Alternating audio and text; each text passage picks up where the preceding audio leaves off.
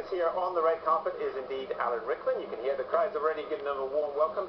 You're here for the premiere in just a few minutes of a little chaos set in the time of Louis XIV.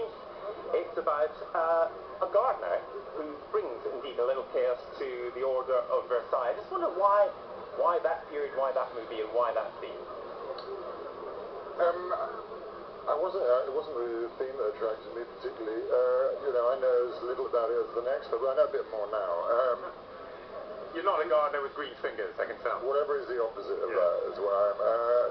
No, it was an incredibly modern and fresh piece of writing about I suppose, a world controlled by men, which is not so far away from now, and a love story between two people who have a difficult time reaching that point. Yeah. Kate Winslet, of course, is the person who brings that little disorder into the supposedly very ordered court. I suppose some people think, seeing it as I saw it last night for the first time, think a bit of the draftsman's contract. It's that kind of stiffness, but all this seaminess going on underneath, and rather bitchiness too. Well, I'm a big admirer of Peter Greenaway, but I think our plot's a bit easier to follow. Oh, well, that is, you mean it has got a plot, it has got a story, no doubt about that.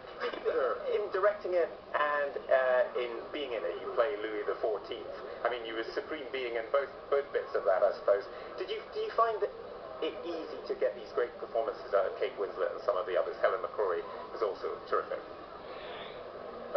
Well, it was a nightmare being in it and directing it, I have to say, but, I come free, so I tried not to do it, but there was no escape, I'm afraid. Buy one, get one free, okay. Sort of. And I suppose the only thing you can say is if you're playing Louis XIV, you don't have to move very much. You stand in one place a lot, so they basically just put a wig on my head and I kept the same expression on my face, or as you say, control.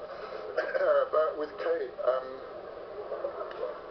I think it's one of the best performances she's ever given, and when she saw the film, she said with a tone of surprise, I sound like me, not me, herself, and I think that's rare for an actress to be asked questions and to be involved in the day-to-day business of the making of the film. And it was also a storming performance from Helen McCrory, wasn't it? You played the kind of, I don't know what you would say, a 17th century something out of Dallas, a real nasty, mean character. Cruella de Vil, or Cruella la Vil, or, I suppose. I thought it was very hard. I mean, I wonder whether you prefer acting or directing, because directing you have so much control over everything. As an actor, you often find yourself having to do what somebody else tells you. Would you ultimately want to be a director? Well, I mean, I've directed a lot in the theatre since I directed the last movie, and then a little thing called Harry Potter came along, and that meant you didn't have a year. I hear that did okay. Apparently, yeah. I don't get the figures, but that stops you having a year clear to make a movie. But I've worked a lot as a director in the theatre. I think the two things are complementary in a weird way. I've certainly learned a lot about being an actor on stage from having been an actor on film, but I didn't know I was going to learn. It was a deep people like George Clooney and Clint Eastwood. People in America, people let them get on with it. Here we have a much tougher road. They go, what are you doing stepping out of your box? Well, I know you've got to step into another box now, because a lot of people want your autograph on the way into the premiere. Thanks very much, Alan, for taking time to talk about a little chaos. Good luck with the film. Congratulations. Thanks. Congratulations. Well, while Alan goes off and signs a few autographs, let's go on with the film review.